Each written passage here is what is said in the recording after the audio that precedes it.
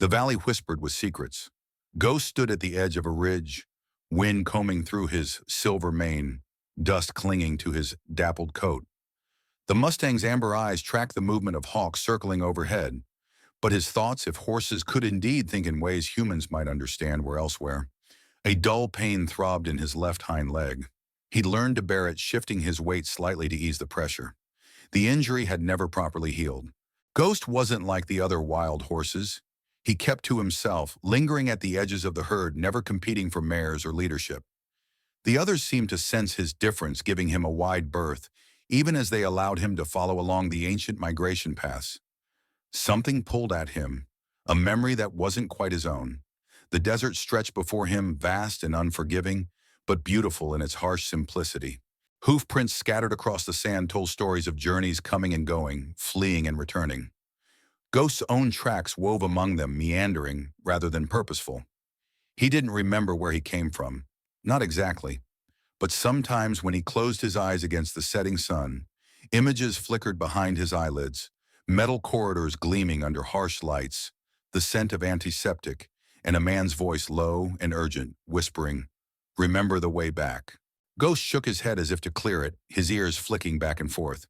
These weren't his memories. They belonged to another, a horse called Echo. But how he knew this name he couldn't say. He only knew that Echo's presence lingered within him like a shadow. Night fell across the valley. The herd settled together for warmth and protection, but Ghost remained apart, his gaze lifted toward the stars. Something about their cold light comforted him, as if they were signposts to a destination he had yet to discover.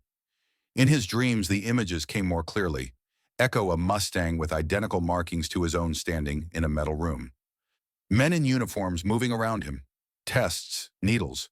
And then finally a different man with kind eyes leading Echo away, murmuring, "They'll never understand what they've done to you." Ghost woke with a start, his hide twitching. The pre-dawn air carried a mechanical sound, the whoop whoop whoop of helicopter blades. The herd was already moving, startled by the intrusion. Bureau of Land Management roundups were common enough. The wild horses had learned to fear the sound of engines and rotors. But this felt different. Ghost hesitated, watching as the others fled. A flash of movement caught his eye. A foal, separated from its mother, had stumbled into a narrow ravine. The helicopter was closing in. He shouldn't have gone back. The drive to survive, to run, was overwhelming. But instead, Ghost wheeled around, galloping toward the trapped youngster.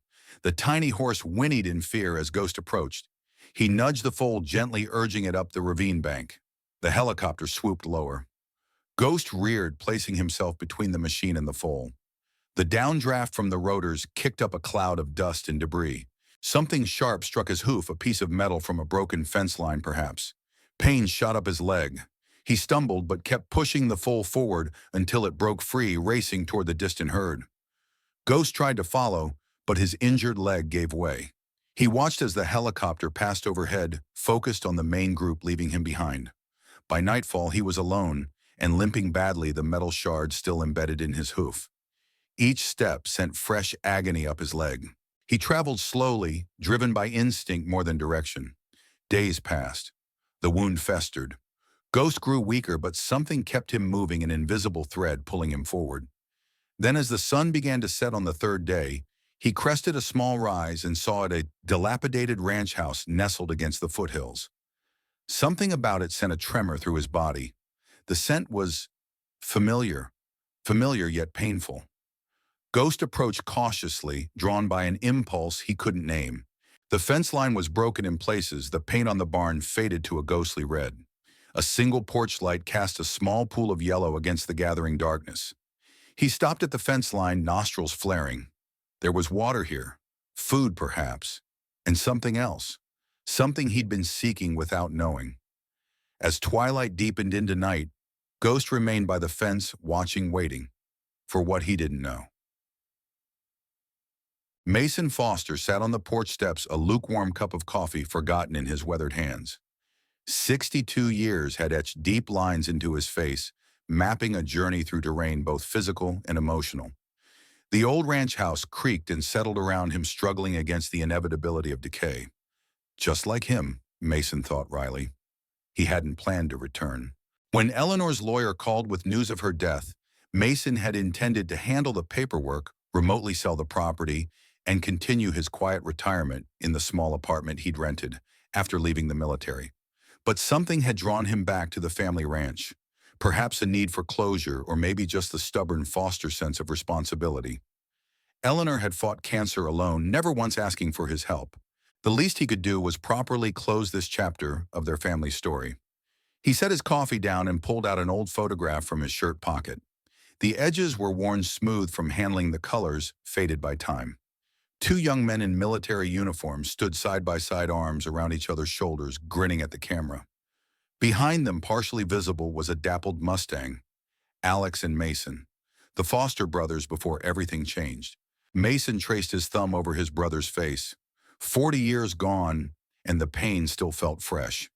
The official story that Lieutenant Alex Foster had abandoned his post, deserting during a classified military operation, had never sat right with Mason. Not with the Alex he knew, but the military had been adamant the record sealed, and a young Mason himself, just starting his career as a military medic, had been left with nothing but questions and a slowly festering anger. "I should have believed in you," Mason whispered to the photograph. The sound of something moving outside pulled him from his thoughts. He squinted into the darkness beyond the porch light. For a moment he saw nothing. Then a shape materialized near the broken fence line, a horse, wild by the look of it, standing motionless, watching the house.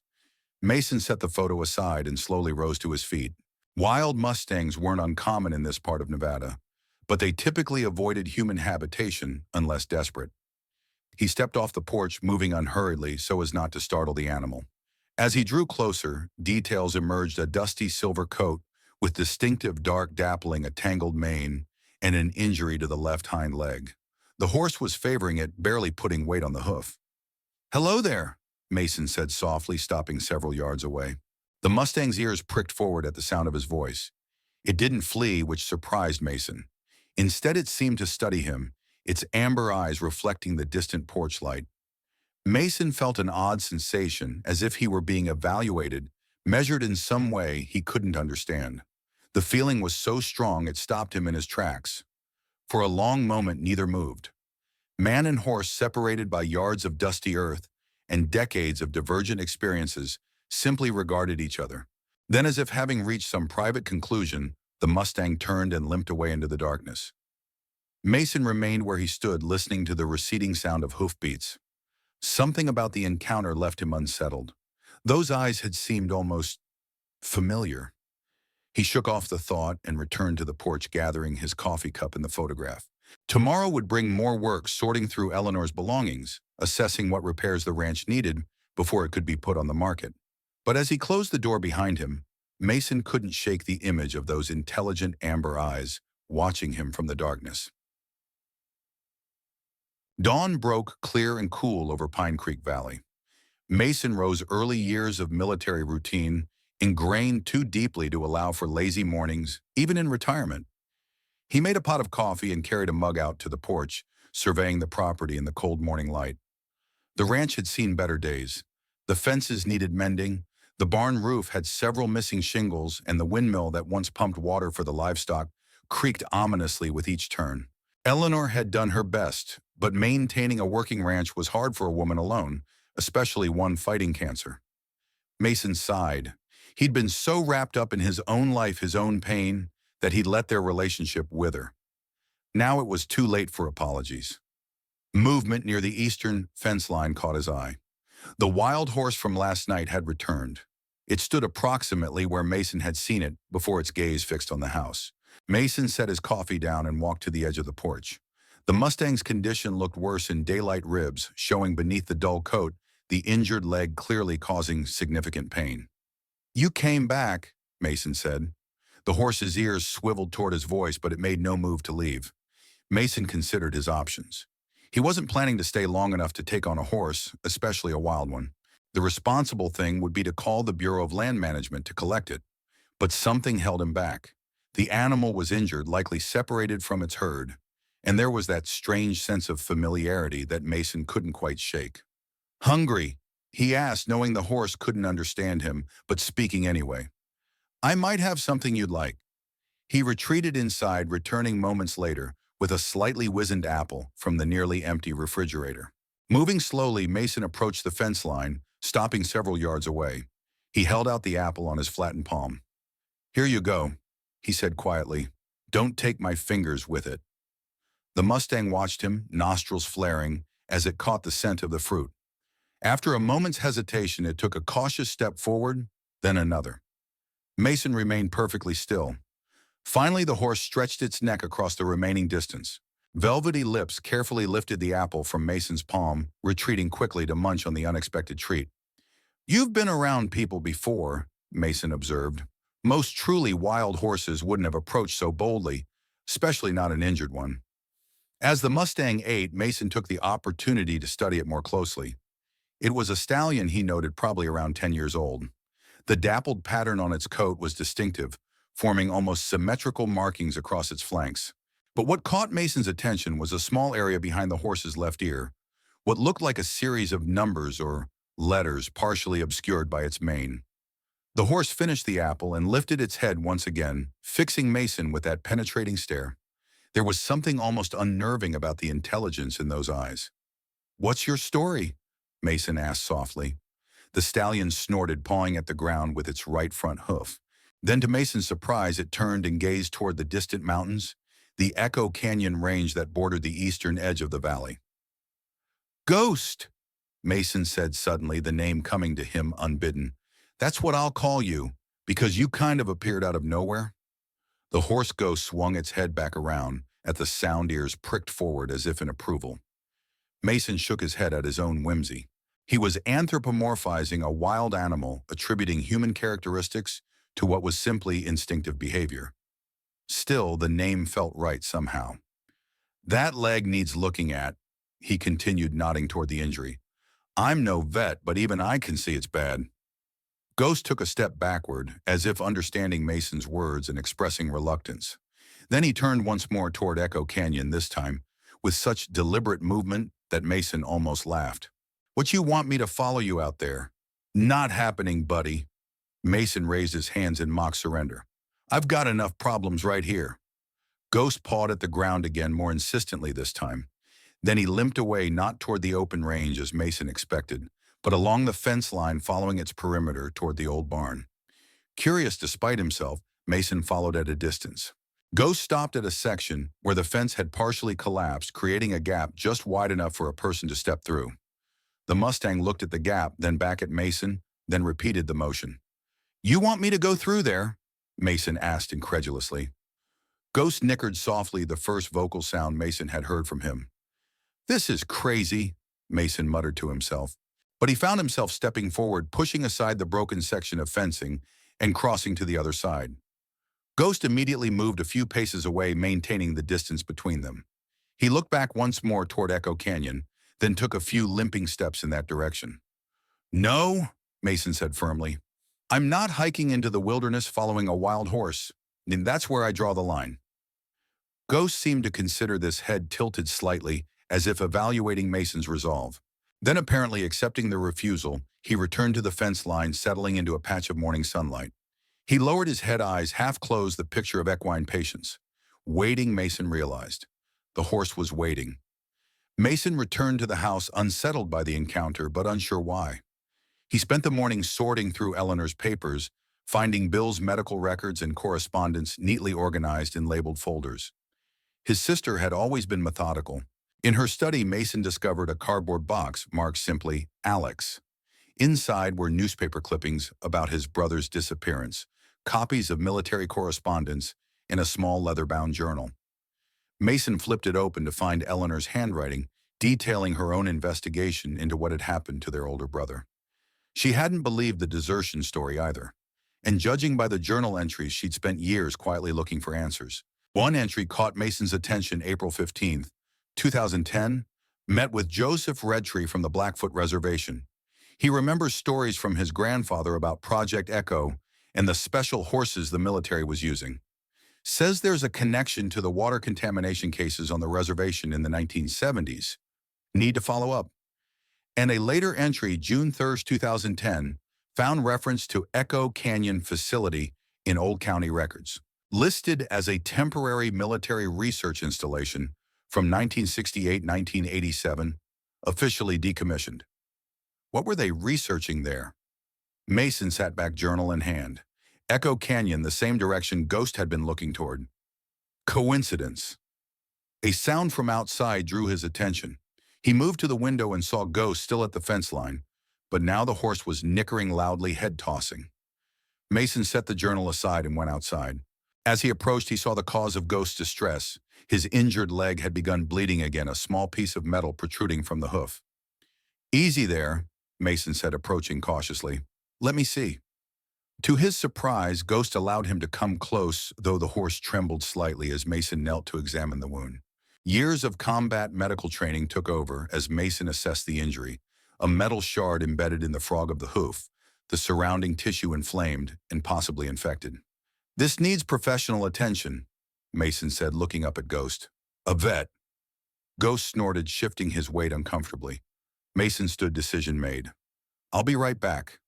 Inside, he found Eleanor's address book and flipped through it, finding a listing for Lily Chen, veterinarian. Sure. Mason dialed the number, hoping it was still current. "Redwood Veterinary Clinic," a woman's voice answered. "Hello, this is Mason Foster, Eleanor Foster's brother. I've got an injured horse here that needs attention." There was a pause. "Mr. Foster, I was sorry to hear about Eleanor. She was a good person." "Thank you," Mason said, feeling the familiar tightness in his chest that came with condolences. "Did you know her well?" "She brought me cookies every Christmas," the woman replied, a smile in her voice. "And she liked to talk about her military brother who never visited." Mason winced at the gentle rebuke. "That would be me." "What kind of horse problem are we talking about?" Dr. Chen asked, shifting to professional mode. "A wild Mustang showed up at the fence line yesterday with an injured leg. There's metal embedded in the hoof, possible infection." "Not a wild Mustang let you examine its hoof." Surprise colored her tone. "I know it's strange. This one's different. I can come out this afternoon around 3. Will that work?" "Perfect," Mason said, relieved.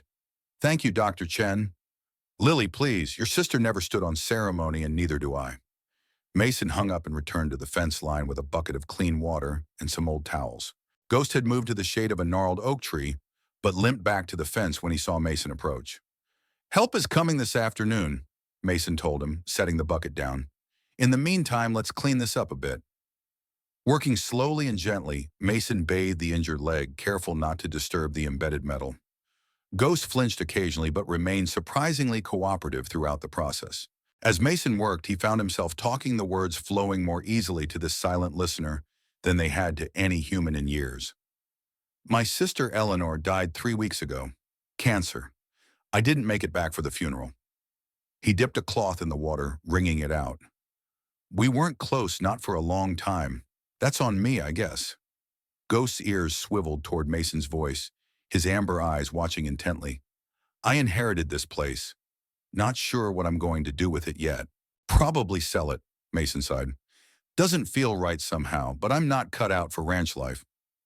Ghost lowered his head slightly, as if considering Mason's words. "You know what's strange?"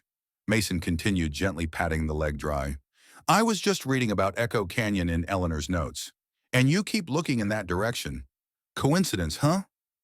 At the mention of Echo Canyon, Ghost's head came up sharply. He nickered the sound, almost like a question. Mason frowned. "You know something about that place." Ghost pawed at the ground, then turned once more to gaze toward the distant mountains. Mason shook his head, rising to his feet. "I'm talking to a horse like he can understand me. Maybe I've been alone too long." But as he gathered the supplies and headed back to the house, Mason couldn't shake the feeling that there was more to Ghost than met the eye. And something about Echo Canyon was calling to both of them. Touring. Dr. Lily Chen arrived precisely at 3, her weathered pickup truck, raising a cloud of dust as it rumbled down the long driveway. She was younger than Mason had expected, mid-40s perhaps, with short black hair and laugh lines around her eyes that suggested a ready smile despite her serious expression. "Mr. Foster," she called, stepping out of the truck with a medical bag in hand. "Mason, please," he responded, walking down from the porch to meet her. "Thank you for coming." Lily's eyes moved past him, widening slightly. "Is that him?" Mason turned to see Ghost standing about 20 yards away watching them intently. Yeah, that's Ghost. Ghost? It's what I've been calling him. He's kind of phantom-like, appears and disappears. Lily studied the Mustang with professional interest. He's magnificent. Classic Nevada Mustang stock. And you say he's completely wild. As far as I know, he showed up 2 nights ago. Mason hesitated. There's something strange, though. He seems to understand what I'm saying sometimes, and he's got some kind of mark behind his ear numbers or letters. Lily's expression shifted a flicker of something Mason couldn't quite identify crossing her features. Let's take a look at that leg first. They approached Ghost slowly. The horse watched them but didn't retreat. Talk to him, Lily suggested quietly. He seems to respond to your voice. Mason nodded. Hey, Ghost. This is Dr. Chen. She's going to help with that leg. Ghost's ears pricked forward at Mason's voice, his posture relaxing slightly.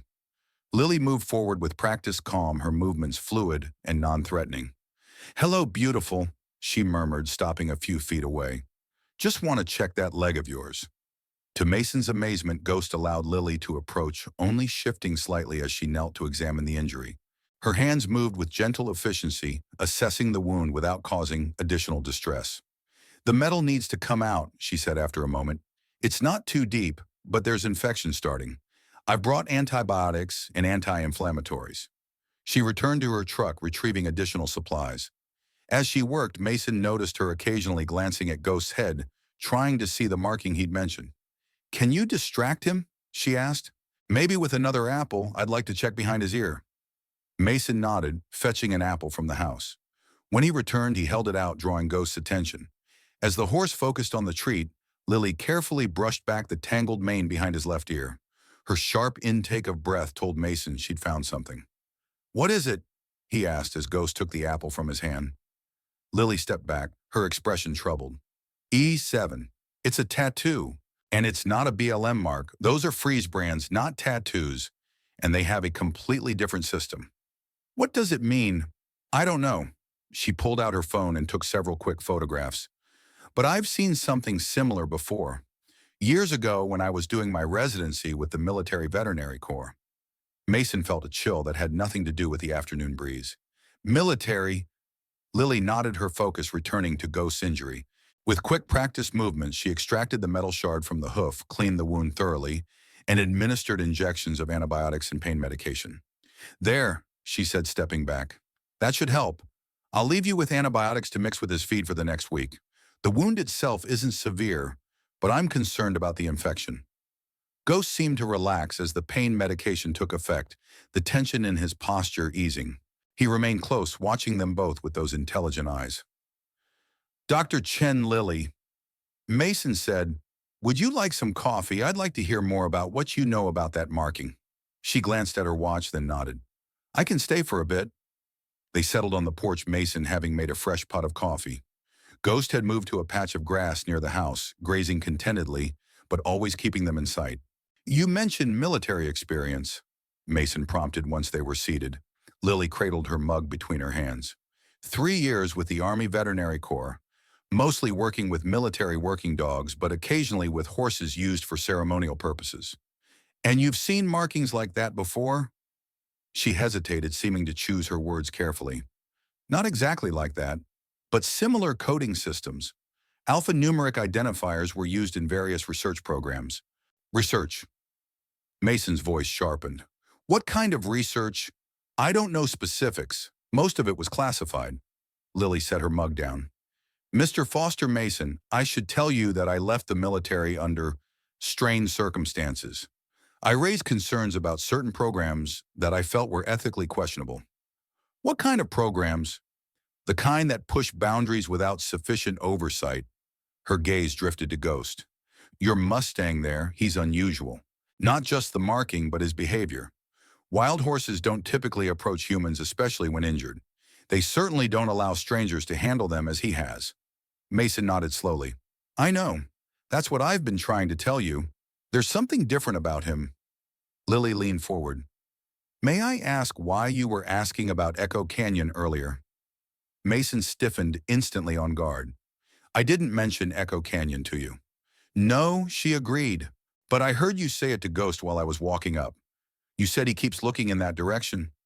Mason studied her, trying to gauge her interest. Finally, he decided to take a chance. My sister kept journals.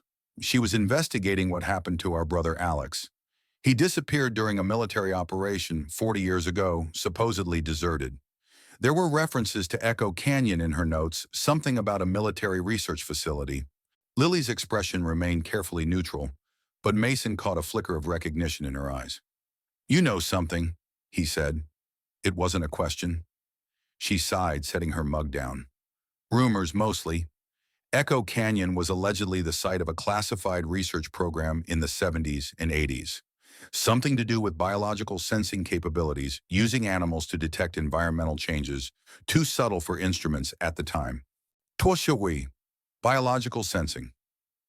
Some animals can naturally detect things humans can't, changes in magnetic fields, minute chemical traces, even early warning signs of natural disasters. The military was reportedly interested in enhancing these abilities for various applications. Mason's mind raced, connecting dots. And you think Ghost might have been part of such a program? But that would be impossible. He's not old enough. No, Lily agreed. But he could be a descendant of animals from the program. Certain traits can be hereditary. They lapsed into silence, both watching Ghost as he grazed peacefully nearby. The sun was beginning to lower toward the western horizon, casting long shadows across the yard. I should go, Lily said, finally rising from her chair. I have evening appointments at the clinic. Mason walked her to her truck. As she placed her medical bag inside, Lily turned to him with a serious expression. Mason, be careful with your questions about Echo Canyon. If there was a classified program there may still be people who want to keep it quiet. It was 40 years ago, Mason objected. Some secrets don't have an expiration date, especially if they involve potential violations of environmental regulations or research ethics. She handed him a card. My personal number.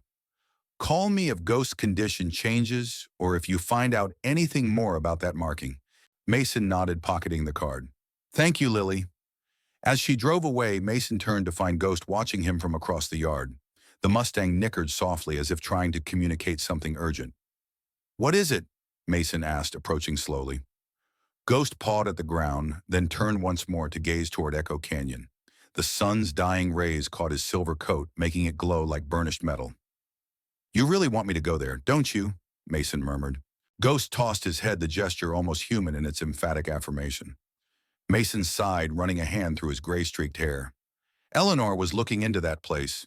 Because of Alex. The mention of his brother's name brought a familiar ache.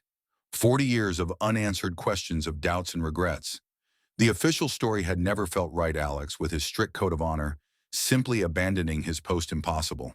And now this strange, intelligent horse with a military marking was trying to lead Mason to a place his sister had been investigating in connection with Alex's disappearance.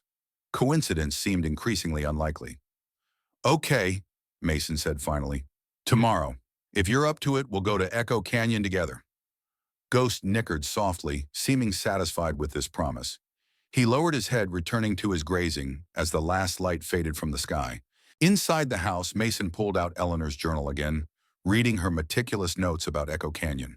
The military installation had been officially decommissioned in 1987, all records sealed under national security protocols. But Eleanor had pieced together fragments, water quality reports from nearby areas, showing unusual contaminants, local rumors about strange noises and lights, and most interestingly, a spike in unusual health problems on the Blackfoot Reservation that bordered the eastern perimeter of the facility. One name appeared repeatedly in her later entries, Chief Joseph Blackfeather. Eleanor had apparently consulted with him several times before her illness became too severe to continue her investigation. Mason made a mental note to seek out the chief if their expedition to Echo Canyon yielded anything significant. As he prepared for bed, Mason was struck by how quickly his plans had changed. He'd come to Pine Creek to settle his sister's affairs and sell the ranch. Now, just days later, he was planning to follow a wild horse into the mountains in search of answers to a 40-year-old mystery. Eleanor would have approved, he thought with a sad smile. She always did say he had more of Alex in him than he admitted. Outside, under the cold light of the stars, Ghost stood at the fence line. his gaze fixed on the distant mountains where Echo Canyon waited with its long-buried secrets. Mason woke abruptly in the pre-dawn darkness, heart pounding from a dream he couldn't quite remember. Something about Alex calling his name from deep within a mountain. He sat up, rubbing his face. The luminous dial of his watch showed 4:17 a.m. Too early to start the day, but he knew from experience that sleep wouldn't return now. A soft sound from outside caught his attention, a rhythmic tapping against the back porch steps. Mason pulled on jeans and a sweatshirt, grabbing a flashlight, before making his way through the dark house. He opened the back door to find Ghost standing at the steps, one front hoof raised, poised to strike the wooden boards again. The Mustang's head came up sharply at Mason's appearance, ears pricked forward in what looked remarkably like relief. "What's wrong?" Mason asked, scanning the darkness beyond for signs of threat. Ghost nickered urgently, turning in a tight circle before facing toward Echo Canyon. He took several steps in that direction, then looked back expectantly. "Now," Mason said incredulously. "It's the middle of the night."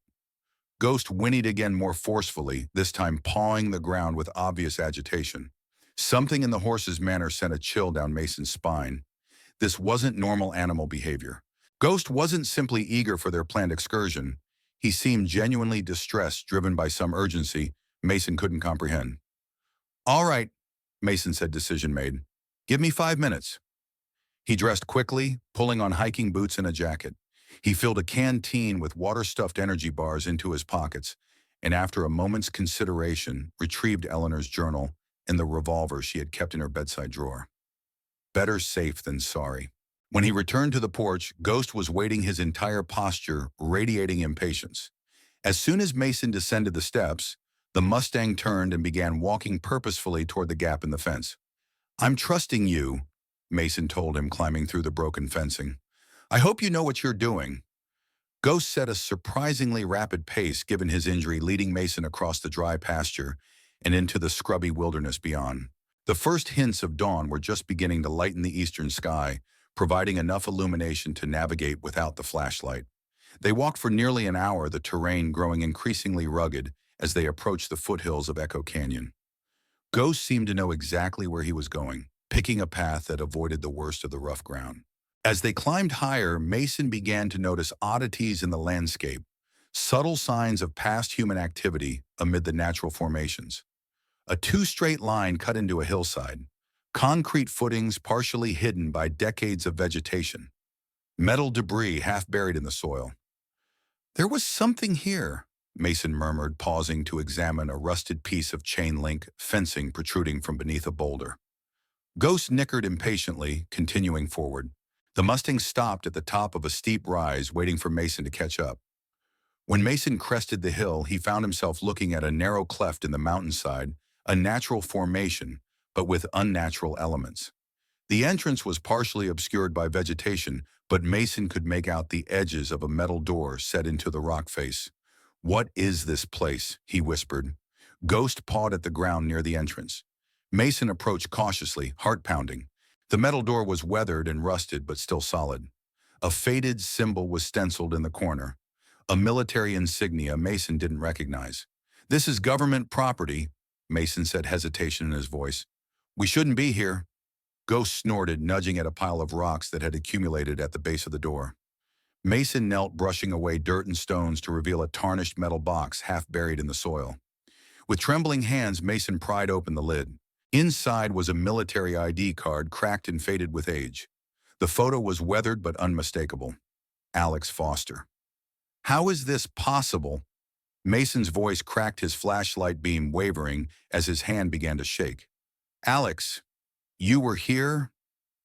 Beneath the ID card lay a sealed envelope with Mason's name written on it in his brother's distinctive handwriting. Mason looked up at Ghost, whose intelligent eyes seemed to hold secrets beyond understanding. "How did you know this was here?" Ghost merely blinked, then turned his attention to the door. Mason rose, tucking the envelope into his pocket, and approached the entrance. The door was locked, but decades of exposure had weakened the frame. He pushed, feeling resistance at first, then a sudden give as ancient hinges protested. The beam of his flashlight revealed a narrow corridor leading deeper into the mountain, a military installation of some kind, long abandoned. Ghost limped forward confidently as if he had been here before. "Wait," Mason called, but the Mustang had already disappeared into the darkness ahead. Taking a deep breath, Mason stepped across the threshold into the facility that might hold answers to his brother's fate. The musty odor of stale air hit him as he moved deeper into the corridor. His flashlight beam cut through decades of darkness, revealing concrete walls lined with rusted pipes. Water dripped somewhere in the distance, each drop echoing in the silence. Mason followed Ghost's hoofprints in the dust, tracking the Mustang's path through the abandoned complex. The narrow passage opened into a larger chamber, what appeared to have been a central operations room. Metal filing cabinets stood against one wall, their drawers partially open, as if someone had left in a hurry. A large table dominated the center of the room, scattered with yellowed papers and maps. Ghost stood waiting at the far side near another doorway. As Mason approached his flashlight, beam caught a faded sign on the wall, Project Echo Classified. Level 4 clearance only. Project Echo, Mason murmured. Not Echo Canyon. The canyon was named after the project. He moved to the table, carefully lifting one of the maps. It showed the surrounding area with Echo Canyon marked in red. Several locations on the Blackfoot Reservation were circled with coordinates and dates written in the margins. Ghost made a soft sound, drawing Mason's attention. The Mustang had moved to a desk in the corner and was nudging at a drawer with his muzzle. Mason crossed the room, pulling open the stiff drawer. Inside lay a leather journal, its cover cracked with age. Opening it, Mason felt his heart stop. The handwriting was unmistakable, Alex's neat, precise letters. April 15, 1971. Mason read aloud, his voice echoing in the empty room. They've expanded testing to Site C without proper containment protocols. Soil samples show contamination extending beyond the test boundary. General Harmon insists the levels are acceptable, but Dr. Wilson disagrees. I've documented everything, but I'm not sure who I can trust with this information. Mason's hands trembled as he turned the page. May 3, 1971. Water samples from Eagle Creek show trace elements consistent with radioactive seepage. The reservation water supply could be affected. When I presented my findings, Colonel Barnes suggested I was overreacting. They're covering something up. I've contacted Senator Richards' office, but I'm not sure my messages are getting through. Mason lowered himself onto a dusty chair, mind racing. These weren't the ramblings of a deserter. These were the notes of a soldier who discovered something dangerous, something people wanted to keep hidden.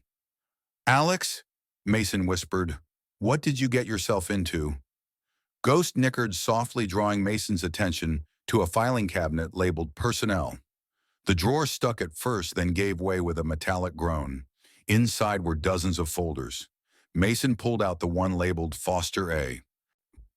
The file contained Alex's service record, performance evaluations, and transfer orders to Special Project Echo due to his background in environmental science, a detail Mason had forgotten.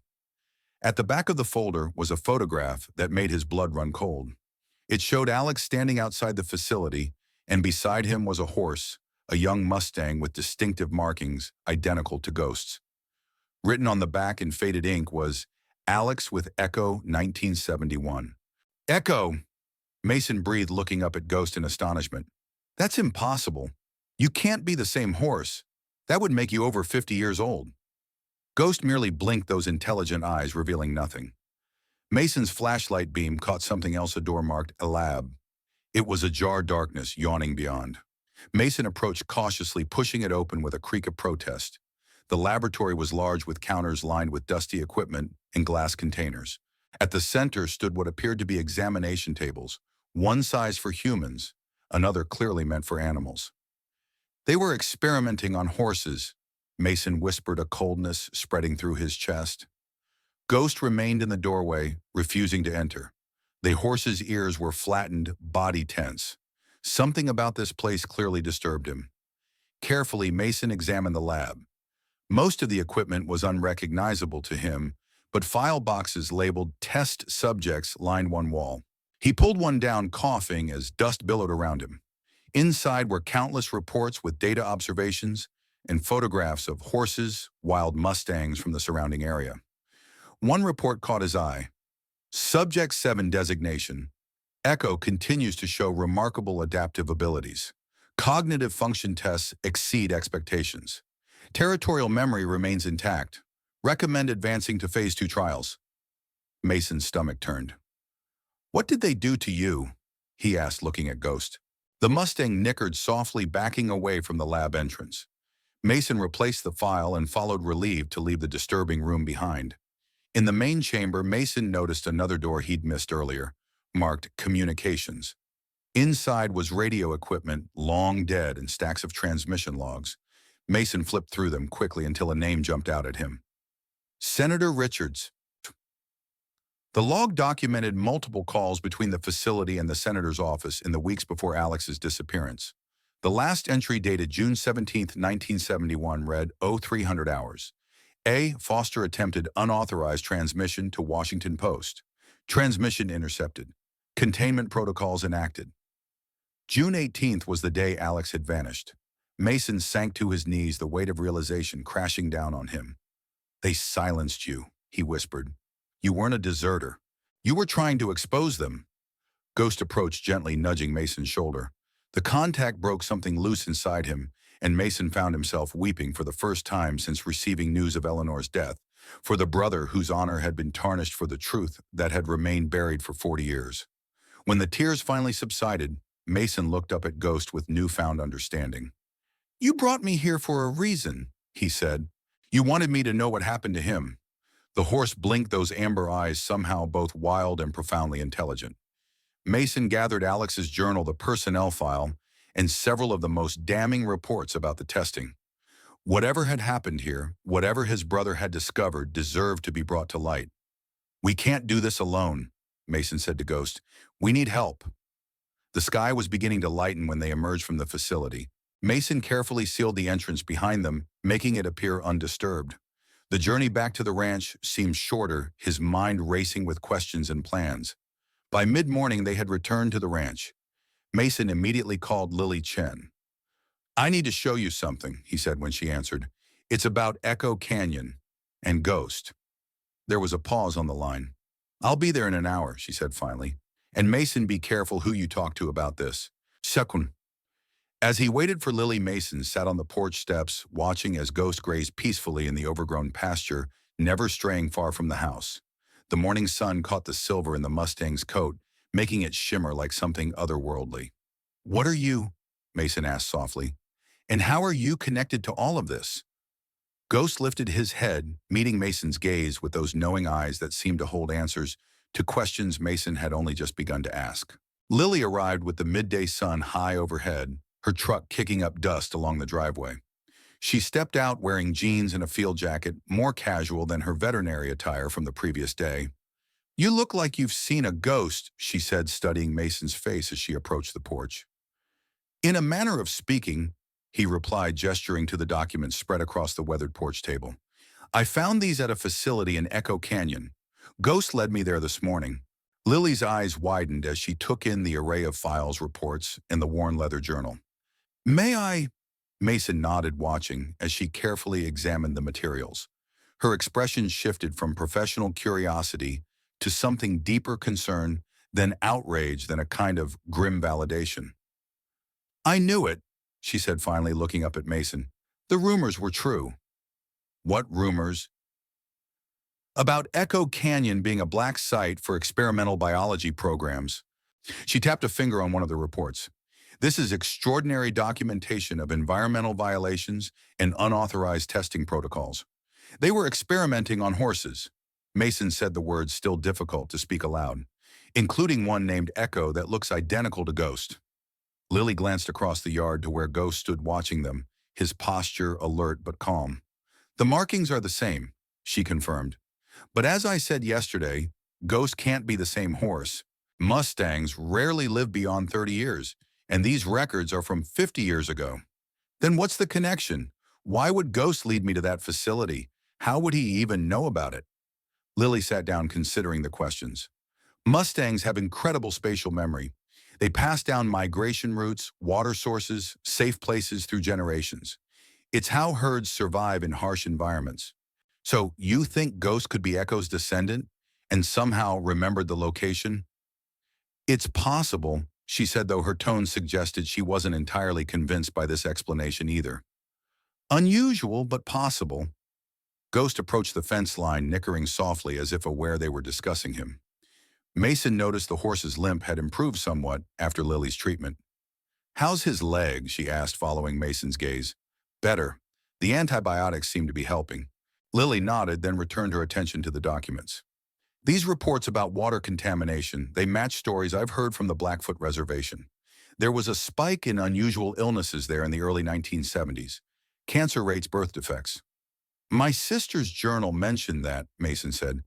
"She was investigating a connection to Alex's disappearance.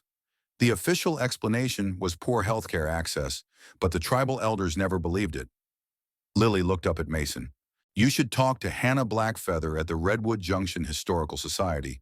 If anyone has records about what happened back then, it's her, and she has connections on the reservation. Will she help? Tell her I sent you and tell her it's about the water contamination. She lost family during that time." Mason nodded, gathering the documents into Eleanor's satchel. "I'll go this afternoon." Lily stood, her expression serious. "Mason, be careful. What you found implicates powerful people.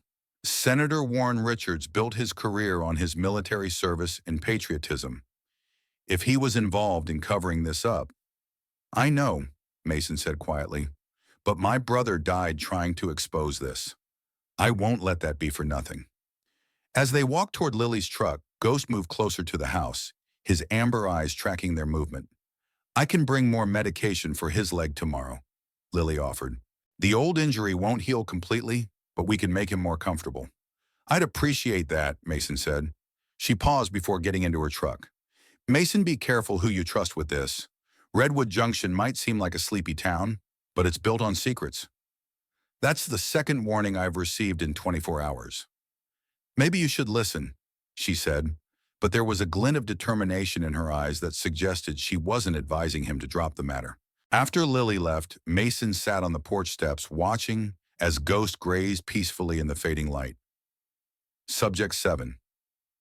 What had they done to the Mustangs in that facility? And was it possible this horse knew exactly what it was doing when it led Mason to the cave? He retrieved Alex's letter from his pocket, the one he'd found in the metal box outside the facility. He'd been almost afraid to open it, but now he carefully broke the seal, unfolding the brittle paper inside. "Mason," it began, and just seeing his name in his brother's handwriting after all these years brought a lump to his throat. "If you're reading this, something's happened to me. I've discovered things at Echo Canyon that people will kill to keep secret." The letter continued, detailing the weapons tests using radioactive materials without proper containment, the contamination reaching the Blackfoot's water supply, and the experiments on the Mustangs using them as living radiation detectors. "But something unexpected happened with Echo," Alex had written.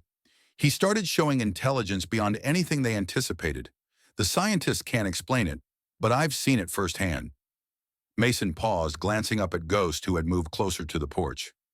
"I've gathered evidence, and I'm going to get it out.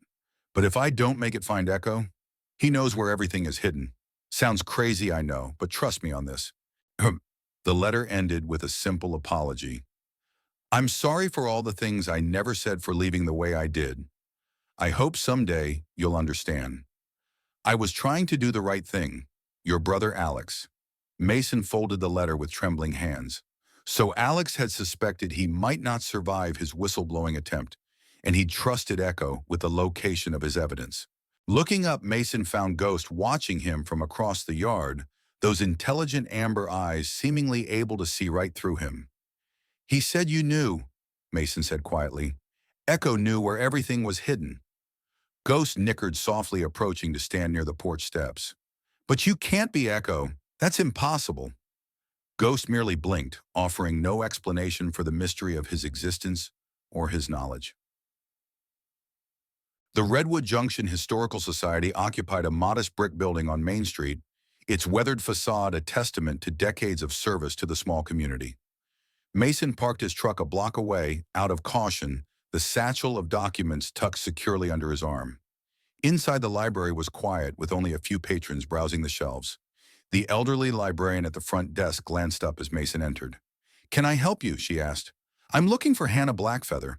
We have an appointment." The librarian nodded knowingly. "Archives are in the basement. Take the stairs at the back. She's expecting you. Mason thanked her and made his way past rows of books, feeling oddly exposed in the silent space. The stairs creaked under his weight as he descended to the basement level. A heavy door marked Archives Authorized Personnel Only awaited him at the bottom.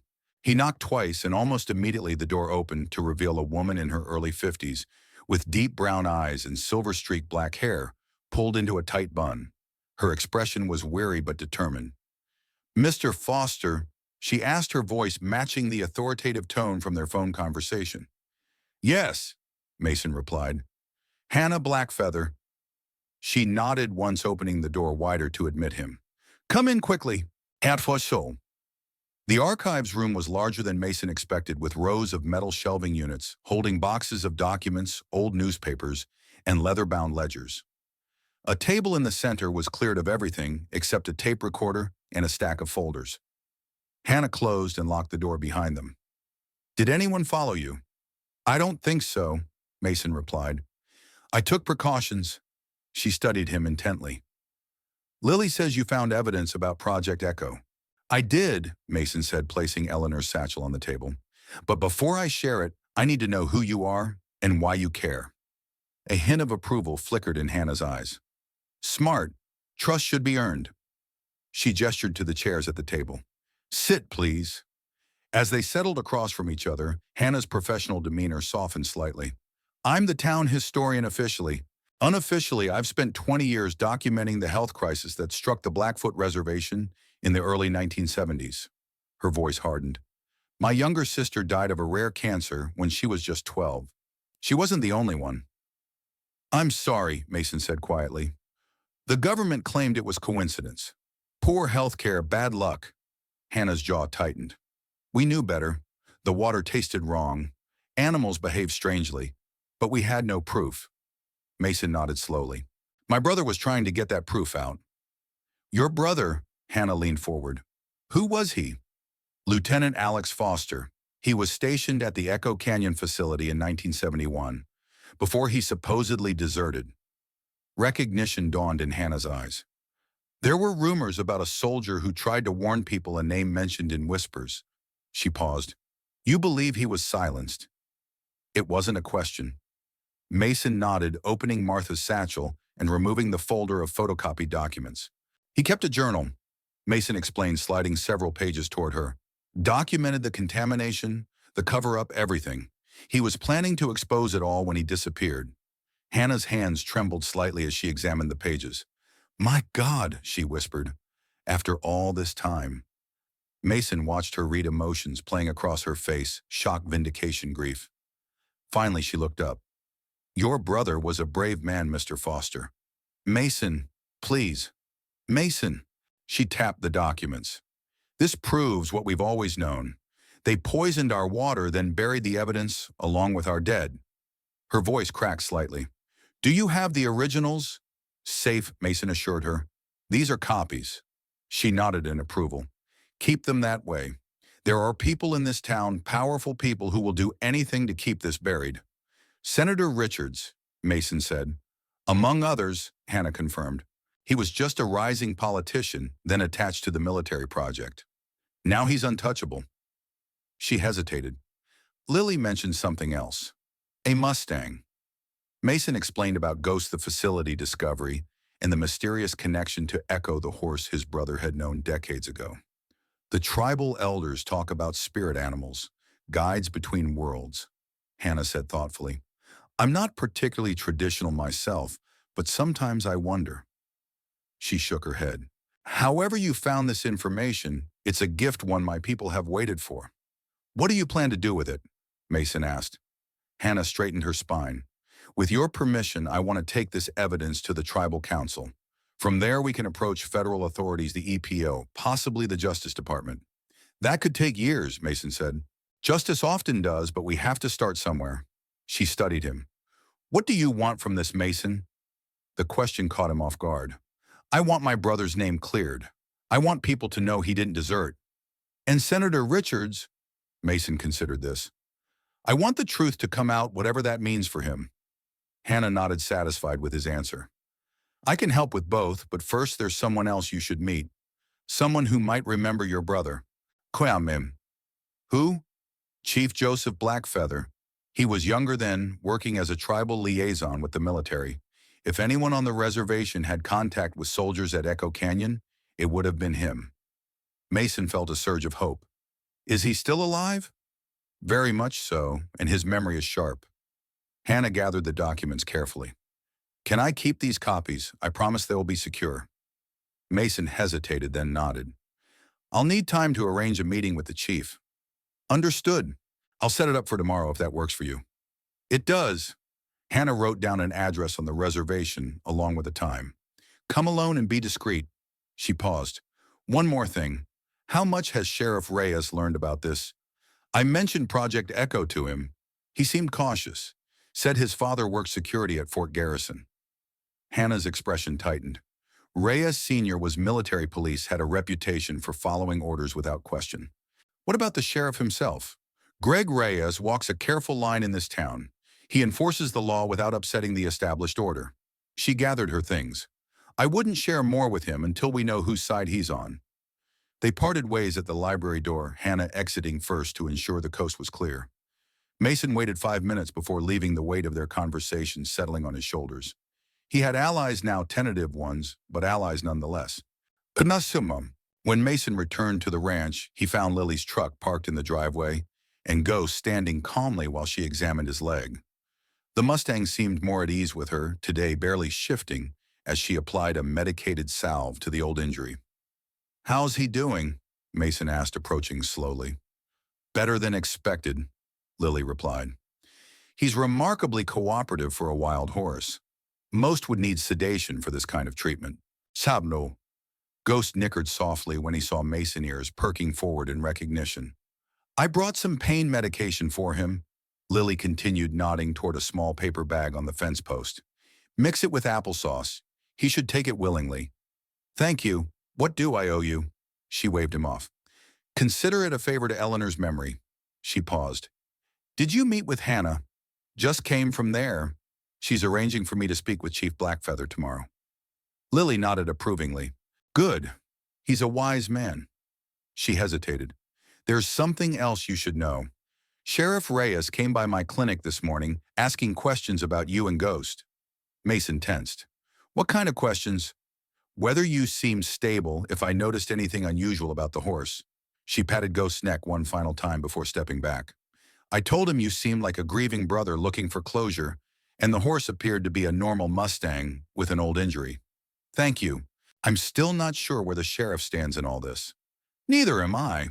But I do know he takes his morning coffee at Clara's diner with Senator Richards' son Cameron. They're old friends. She gave Mason a meaningful look. Just something to consider. After Lily left, Mason spent the afternoon making additional copies of the documents and caring for the ranch. Ghost stayed close, grazing in the yard or resting in the shade of the old oak tree. For a wild horse, he seemed remarkably content to remain on the property. In the evening, Mason sat on the porch steps watching the sunset paint the sky in brilliant oranges and purples. Ghost stood nearby, his amber eyes reflecting the fading light. What happens when this is all over? Mason asked the horse. Will you go back to the wild? Ghost flicked an ear toward Mason as if considering the question. I'm not even sure what I'm doing here, Mason continued. Never planned to stay in Redwood Junction. Never thought I'd be picking up where Alex left off. Ghost moved closer, gently nudging Mason's shoulder with his muzzle. Yeah, I know, Mason said with a slight smile. One step at a time. The sound of an approaching vehicle had both man and horse looking toward the road. A battered pickup truck Mason didn't recognize was coming up the driveway, kicking up dust in the evening light. Mason stood instinctively, moving to place himself between Ghost and the approaching vehicle. The Mustang, rather than bolting, as might be expected, remained steadfast beside him. The truck stopped and a young man stepped out, mid-20s, with black hair, wearing jeans and a work shirt with the sleeves rolled up. He approached cautiously, keeping his hands visible. Mr. Foster, he called. I'm Tyler Blackfeather. Hannah sent me. Mason relaxed slightly but remained wary. Your mother didn't mention sending anyone. There's been a change of plans. Tyler glanced at Ghost with undisguised interest. That's him, the Mustang that led you to the facility. Why did Hannah send you? Mason pressed, ignoring the question. Someone was asking about your meeting at the library. One of Senator Richard's people. Tyler looked directly at Mason. Mom thought it best to move up your meeting with Chief Blackfeather. He paused, then added, she also said to tell you that Echo knew where everything was hidden. Said you'd understand it was really from her. The phrase from Alex's letter convinced Mason. When does the chief want to meet now? Tonight. Tyler nodded toward his truck. I can take you. Now. Mason hesitated. What about my truck? Better to leave it here. Less conspicuous. Tyler's gaze shifted to Ghost. Mom said the horse is important too. Can he follow us? He's wild. He does what he wants. Tyler nodded, accepting this. We should go soon. It's a 30-minute drive to the reservation. Mason went inside to retrieve the original documents from Eleanor's safe, securing them in the satchel. When he emerged, Tyler was standing near Ghost, not touching the horse, but speaking to it softly in a language Mason didn't understand. What are you saying to him? Mason asked. Old words, a greeting for a spirit guide. Tyler smiled faintly at Mason's expression. Don't worry, I don't actually believe the legends, but my grandfather might. Best to be respectful. They climbed into Tyler's truck, and as they pulled away, Mason looked back to see Ghost watching them go. To his amazement, the Mustang began to follow, keeping pace despite its limp. Well, I'll be damned, Tyler murmured, watching in the rearview mirror. Maybe there's something to those old stories after all. The journey to the Blackfoot Reservation took them along back roads away from the main highway. Tyler drove with the confident ease of someone who knew every curve and dip in the path. Hannah is your mother? Mason asked as they drove. Tyler nodded. She raised me alone after my father died. Mining accident when I was 3. I'm sorry. It was a long time ago. Tyler kept his eyes on the road. She's dedicated her life to uncovering what happened at Echo Canyon, what it did to our people. And you, I left for college, studied environmental science, came back when I realized the fight was still here. He glanced at Mason. Your brother tried to warn us. That means something to the tribe. They lapsed into silence as the truck wound its way deeper into reservation land. Occasionally, Mason checked the side mirror, half expecting to have lost sight of Ghost, but each time the Mustang was there, maintaining a steady pace behind them. Finally, they turned onto a narrow dirt road that led to a modest house set back among juniper trees. Light glowed warmly from the windows, and an older model car was parked outside. This is my grandfather's home, Tyler explained as they stopped. Chief Blackfeather to you? As they exited the truck, Mason looked back to see Ghost emerging from the shadows, having followed them the entire way. The Mustang approached slowly, coming to stand near Mason as if waiting to be included in whatever came next. Tyler stared at the horse with newfound respect. 20 miles from your ranch and he followed without hesitation, Tyler said. That's not normal Mustang behavior. Nothing about this situation is normal, Mason replied. The front door opened and an elderly man stepped onto the porch. Chief Joseph Blackfeather was tall and straight-backed, despite his advanced years, with a deeply lined face and penetrating dark eyes that seemed to evaluate everything they saw. He wore simple closed jeans and a flannel shirt with a turquoise necklace, his only adornment. His gaze moved from Mason to Ghost, and something like recognition flickered across his features. Alex Foster's brother, he said, his voice deep and measured. After all these years, and you've brought Echo's descendant with you. Mason felt a chill run down his spine. You remember my brother, Chief Blackfeather nodded slowly. I remember everything about those dark days. Come inside. We have much to discuss. As they approached the house, the chief's attention remained fixed on Ghost. The horse can stay in the corral behind the house. He will be safe there. To Mason's continued amazement, Ghost allowed Tyler to lead him around to the back of the property, following as docilely as any trained horse might. How did you know about Echo? Mason asked as they entered the house. Chief Blackfeather's expression was solemn. Because your brother brought him to me the night before he disappeared.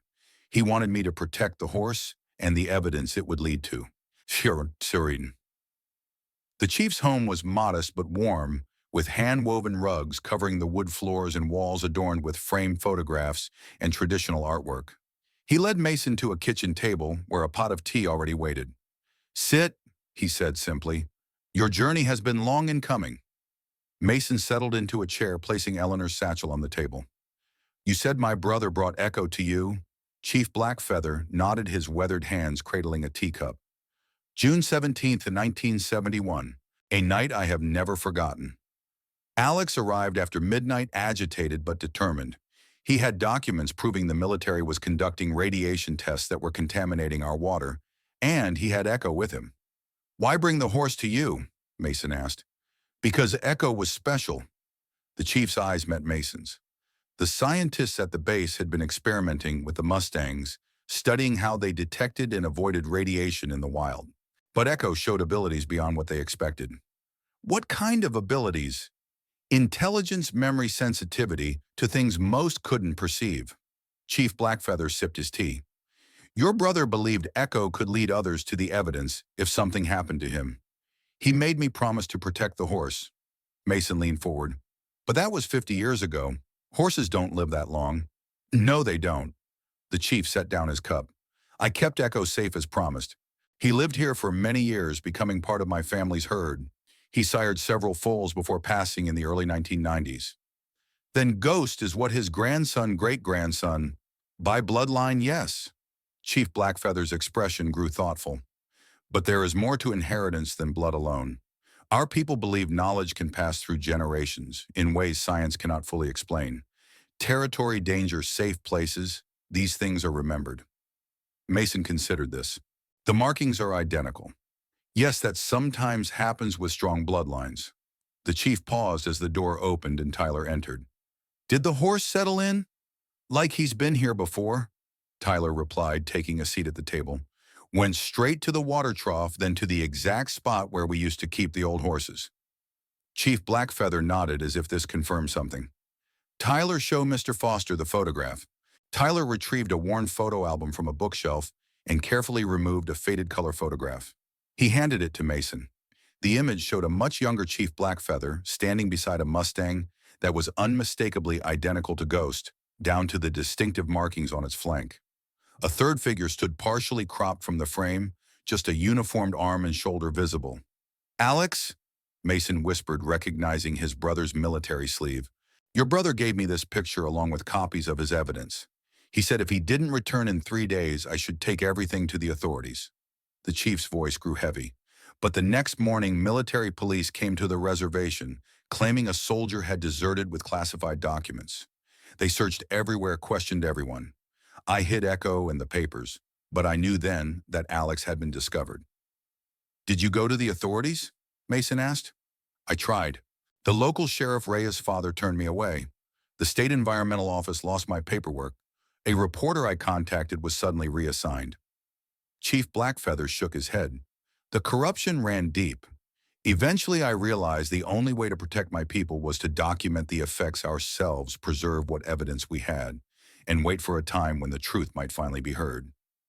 That time is now, Tyler said firmly. Chief Blackfeather nodded. Perhaps. He looked at Mason. With your brother's original documents and our health records from the last 50 years, we may finally have enough to force an investigation. He looked at Mason intently. Are you prepared for what that means? Taking on Senator Richards will not be easy. He has built his career on his military service and patriotism. My brother died trying to expose this, Mason said, determination hardening in his voice. I won't let that be for nothing.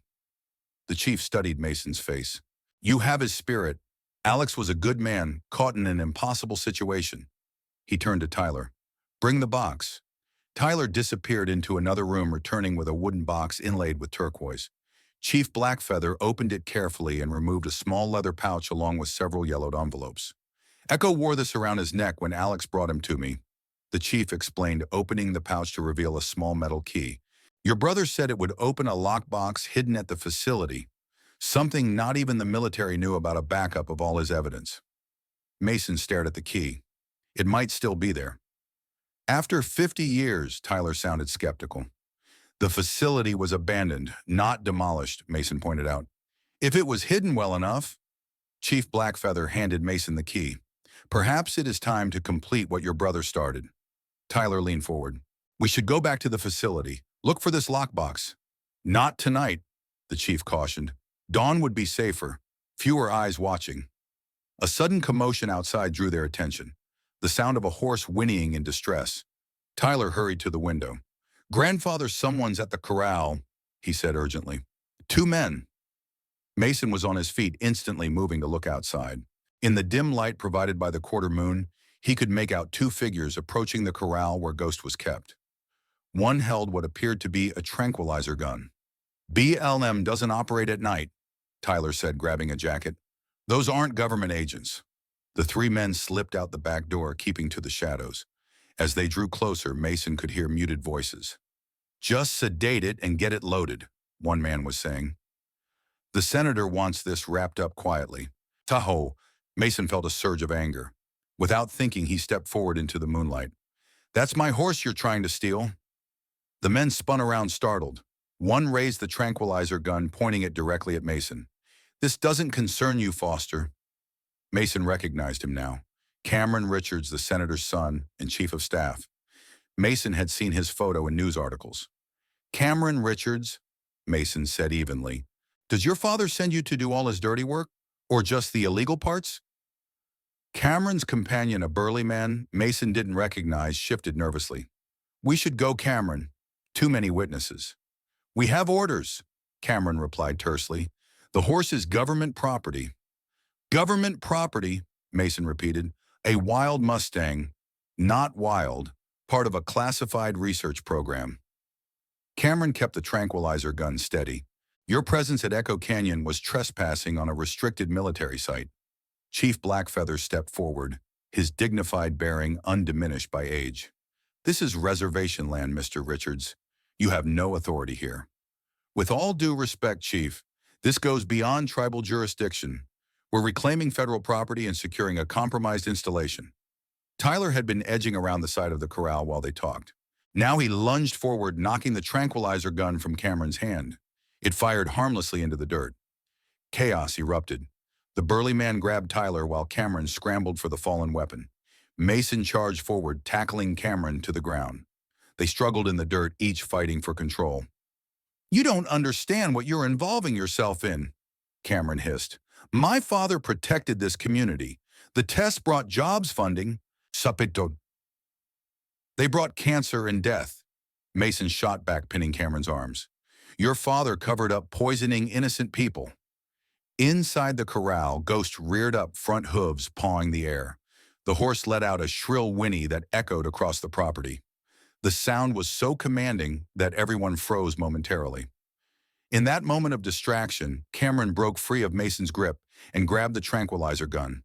He aimed it at Ghost's finger, tightening on the trigger. "No, Anawim," Mason shouted, lunging forward. A single shot rang out, but it wasn't from the tranquilizer. Cameron cried out in pain, dropping the weapon and clutching his shoulder. Blood seeped between his fingers. "That's enough," a firm voice commanded. Sheriff Greg Reyes stepped from the shadows, his service weapon still raised. "That's enough." Behind him, Deputy Rodriguez moved to restrain Cameron's companion, who offered no resistance. "Sheriff," Cameron gasped, "this is a federal matter. You have no jurisdiction." "Funny, I was about to say the same to you," Reyes replied. "Last I checked, trespassing on reservation land, attempted theft, and assault aren't federal privileges." He looked at Chief Blackfeather. "My apologies for the disturbance, Chief. The rest of you all right?" Mason nodded, brushing dirt from his clothes. "How did you know to come here?" "Dr. Chen saw Tyler's truck leaving your place in a hurry. Given the questions I've been asking, she was concerned." The sheriff's weathered face revealed nothing. "She called me directly, not through dispatch." Mason eyed him cautiously. "Whose side are you on, Sheriff?" Reyes sighed suddenly, looking tired. "The side of the law, which is more complicated than most people realize." He glanced at Cameron, who Rodriguez was now helping to his feet. "I've had suspicions about Echo Canyon for years. My father worked security there. Came home with nightmares he wouldn't talk about." "You knew?" Chief Blackfeather asked. "Suspected. Never had proof." Reyes' gaze shifted to Ghost, who had calmed and now stood watching them intently from the corral.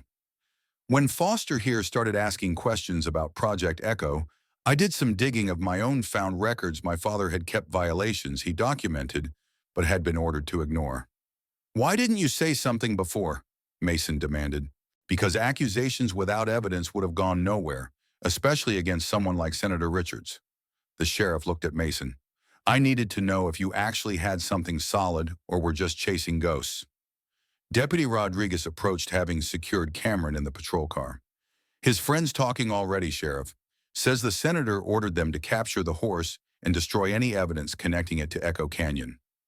Reyes nodded grimly. Not surprised. Whatever you found, it's got them scared.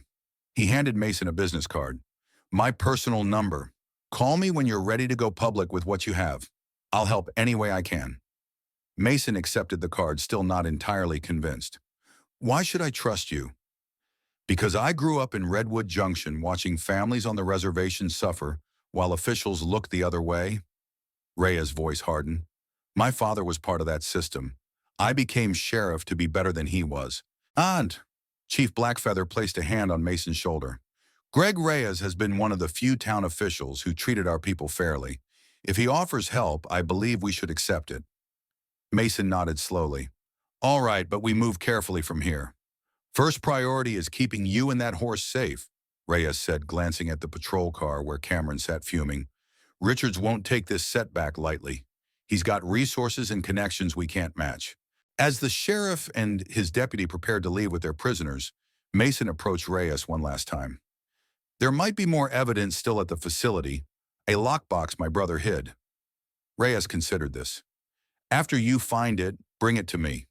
We'll need to document the chain of custody if this ever goes to court. He lowered his voice. And Foster, watch your back. This just got a lot more dangerous. After the patrol cars pulled away, Mason, Tyler, and Chief Blackfeather returned to the house. The adrenaline of the confrontation was wearing off, leaving Mason drained but resolute. You should stay here tonight, Chief Blackfeather suggested. Both you and the horse will be safer on reservation land. Mason nodded gratefully. At first light, he would return to Echo Canyon with Tyler seeking the final piece of evidence his brother had hidden away. But now there was a new urgency to their mission. They needed to find the lockbox before Richards could send someone else to destroy it. Outside, under the cold light of the stars, Ghost stood at the edge of the corral, his gaze fixed on the distant mountains where Echo Canyon waited with its remaining secrets. The Mustang's presence was a constant reminder that some connections transcended normal understanding bonds that stretched across decades, guiding Mason toward a truth his brother had died trying to reveal.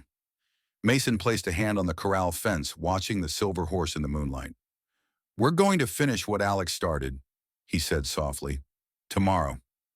Ghost nickered gently in response, as if understanding perfectly what lay ahead. Dawn broke over the Blackfoot Reservation in a wash of pale gold light. Mason stood by the corral watching as Tyler secured saddles on two horses, a sturdy paint gelding for himself and a docile bay mare for Mason. Fastest way to Echo Canyon is on horseback, Tyler explained, tightening a cinch. The old trails aren't accessible by vehicle. Ghost moved restlessly around the corral, watching the preparations with evident interest. What about him? Mason asked, nodding toward the Mustang. He'll follow, Tyler said with certainty. He's proven that already. Chief Blackfeather emerged from the house carrying a small leather bag. Food and water, he said, handing it to Mason. The journey takes 3 hours by the eastern path. Mason secured the provisions to his saddle, along with Eleanor's satchel, containing the documents and Alex's revolver. The weight of responsibility pressed on him as he mounted the bay mare, adjusting to the feel of a horse beneath him, something he hadn't experienced since childhood lessons on this very ranch. Tyler opened the corral gate, allowing Ghost to step out. The Mustang shook his mane, seeming almost eager to begin. Without prompting, he positioned himself alongside Mason's mount. Remember, Chief Blackfeather said as they prepared to depart, the military may have abandoned the facility, but that doesn't mean it isn't watched, especially now that they know you've discovered it. Tyler nodded grimly. We'll be careful, grandfather. As they rode away from the property, Mason glanced back to see the elderly chief watching them, his face etched with the memory of a half-century's silent vigil for justice. The weight of that responsibility settled on Mason's shoulders, not just clearing his brother's name, but bringing closure to an entire community. The trail Tyler chose wound through juniper forests and across rocky plateaus, avoiding the main roads where they might be spotted. Ghost kept pace effortlessly despite his injured legs, sometimes moving ahead as if guiding them, The landscape grew increasingly rugged as they approached Echo Canyon, its stone formations rising like ancient sentinels against the morning sky. "Your brother must have been something special," Tyler said during a brief rest. "Not many soldiers would risk everything to protect people they didn't even know." Mason nodded, taking a swig from his canteen. "Alex always had a strong sense of right and wrong, even as kids." He stared at the distant mountains. "I joined the military because he did. Followed his footsteps without really understanding why. And then he was gone, branded a deserter and forgotten. Except by my grandfather," Tyler reminded him. "And Echo." Ghost stood nearby, ears swiveling attentively toward their conversation. "My grandfather says some bonds transcend our understanding," Tyler said, watching the Mustang. "Not mystical necessarily, just deeper than we give nature credit for." Shant. They continued on, the sun climbing higher as they navigated increasingly difficult terrain. Tyler led them through a narrow canyon that opened suddenly onto a ridge, overlooking a familiar outcropping of rock. "There it is," Mason said, recognizing the camouflaged entrance to the facility. "Looks undisturbed." "Don't be too sure," Tyler cautioned. "Let's approach carefully." They dismounted, securing their horses in a sheltered alcove. Ghost, however, moved ahead, picking his way down the slope toward the hidden door. "He's done this before," Mason murmured, following the Mustang. "Lead on."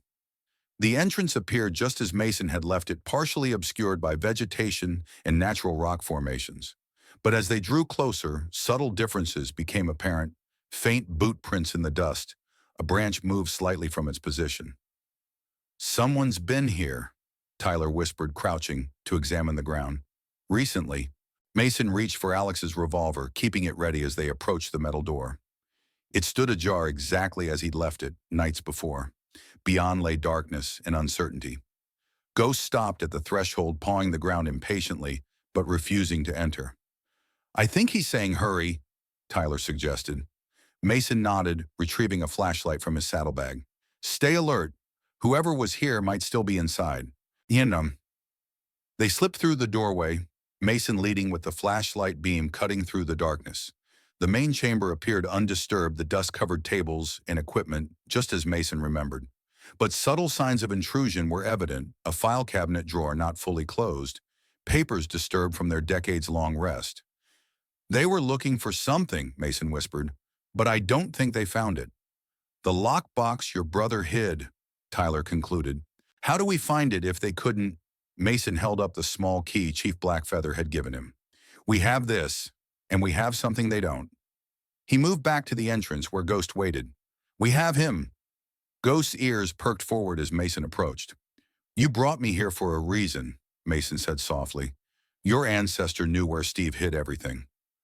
Ghost blinked those amber eyes, eerily intelligent in the beam of the flashlight. "I'm going to try something," Mason told Tyler. He held the key out to Ghost, palm flat. "Show us, boy. Where does this go?" For a long moment, Ghost merely stared at the key. Then, with deliberate movement, the horse turned and limped along the perimeter of the facility entrance. He stopped at a point where the natural rock formation met the man-made wall, pawing insistently at a section of stone that appeared no different from the rest. Mason exchanged glances with Tyler, then approached, running his hands over the rock face. It felt solid, immovable. But as he applied pressure to different sections, a small portion shifted slightly under his touch. "There's something here," Mason murmured, his fingers finding a nearly invisible seam in the stone. Tyler joined him, and together they pressed and probed until a section of the rock face swung inward, revealing a small cavity carved into the mountain itself. Inside was a metal box, roughly the size of a thick book covered in decades of dust. Mason's hands trembled slightly as he inserted the key into the lock. It turned with surprising ease, and the lid lifted to reveal a treasure trove. Photographs, documents, soil and water samples, carefully sealed in glass vials, and a reel-to-reel tape labeled Project Echo Test Site Recordings. "He documented everything," Mason whispered, emotion thick in his throat. "Every detail they tried to bury." Suunabantun. Among the papers was a sealed envelope addressed simply Mason. With unsteady fingers, he broke the seal, unfolding a letter written in his brother's neat handwriting. "Mason," it began, "if you're reading this, I'm probably gone. I discovered something at Echo Canyon that I couldn't ignore: radiation testing without proper containment contaminating land that's been home to the Blackfoot tribe for generations. They're covering it up, claiming the land was uninhabited testing ground. Senator Richards knows the truth, but is bearing reports to protect his political future. Mason paused, his voice catching. Tyler remained respectfully silent as he continued reading. I've gathered evidence, recorded conversations, collected samples. By the time you find this, I'll have either succeeded in exposing it all or been silenced. Either way, I need you to know I didn't desert. I couldn't stand by while innocent people were poisoned for military convenience. Echo has been my unexpected ally in this, smarter than any horse has a right to be.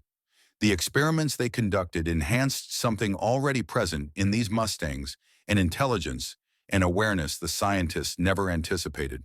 Trust him. He'll lead you where you need to go.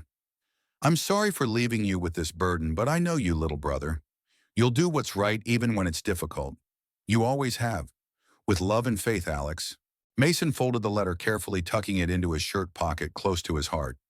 The evidence before them was irrefutable proof of environmental crimes, documented illness patterns, and a deliberate cover-up reaching to the highest levels of state government. We need to get this to Sheriff Reyes, Mason said finally. Tonight. Tyler nodded, helping to carefully repack the box. This changes everything. The tribe can finally demand accountability, maybe even reparations for the health impacts. A sound from outside, the shifting of loose rock, froze them both. Mason doused the flashlight, plunging them into darkness, and they listened intently. Another sound followed, the unmistakable nicker of Ghost warning them. Someone's here, Tyler whispered. Mason clutched the metal box to his chest, his other hand gripping Alex's revolver. They moved silently to the entrance, peering cautiously outside. 3 men in dark clothing were approaching the facility, armed with rifles. At the edge of the clearing, Ghost stood with ears pinned back, watching the intruders. Senator Richards isn't wasting any time, Tyler murmured. Cameron must have contacted him from jail. Mason surveyed their options, which were limited. They were trapped in the facility with only one exit, and the men outside were clearly prepared for confrontation. We need a distraction, Mason whispered. As if in answer, Ghost suddenly charged forward, racing directly at the approaching men. They shouted in alarm, one raising his rifle toward the horse. No! Mason yelled, forgetting concealment in his panic for Ghost's safety. The moment of confusion was enough. Ghost veered away before reaching the men, leading them on a chase away from the facility entrance. The Mustang was impossibly quick, despite his injured legs staying just ahead of his pursuers, drawing them further from Mason and Tyler. He's creating an opening, Tyler realized. We need to move now. Clutching the precious box, they slipped out of the facility and ran in the opposite direction, using the rock formations for cover. They could hear the men shouting behind them, still focused on capturing the elusive Mustang. They reached their horses quickly, mounting and urging them into a gallop along a different trail than the one they'd arrived on. Mason looked back desperately for any sign of Ghost, but the Mustang had disappeared along with his pursuers. He'll find us, Tyler assured him, seeing Mason's concern. He always has. They rode hard for nearly an hour, following game trails and dry creek beds to mask their path. Finally, when the horses needed rest, they stopped in a sheltered canyon, dismounting to check the precious cargo. Everything's intact, Mason confirmed, examining the box's contents. Alex gathered enough evidence to take down Richards and everyone else involved in the cover-up. Tyler nodded, but his expression remained troubled. The Mustang saved us back there. Risked himself. Mason felt the same worry gnawing at him. If anything happened to Ghost, Grandfather would say he chose his path, Tyler said quietly, just as your brother did. As the afternoon waned, they decided to push on toward the reservation, taking an even more circuitous route to avoid detection. The metal box was secured in Mason's saddlebag, its contents potentially enough to rewrite history and bring long-delayed justice to the Blackfoot people. The sun was sinking toward the horizon when they heard hoofbeats approaching. Mason reached for Alex's revolver, but Tyler held up a hand, listening intently. That's not multiple horses, he said. It's just one. A moment later, Ghost appeared around a bend in the trail, dusty and breathing hard, but seemingly unharmed. The Mustang approached calmly, as if their reunion had never been in doubt. Mason dismounted, moving to check the horse for injuries. You crazy animal, he murmured, relief evident in his voice. What were you thinking? Ghost leaned into Mason's touch, exhaustion evident in his stance.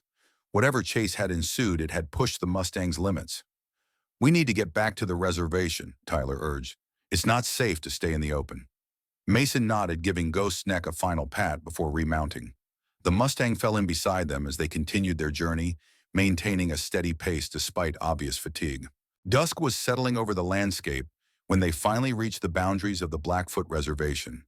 Tyler led them along back trails to avoid the main road, eventually bringing them to a small cabin deeper in the reservation than Chief Blackfeather's home. "My place," he explained as they dismounted, "will be safer here tonight. No one would expect us to come this far into tribal land." Inside the cabin was sparsely furnished but comfortable.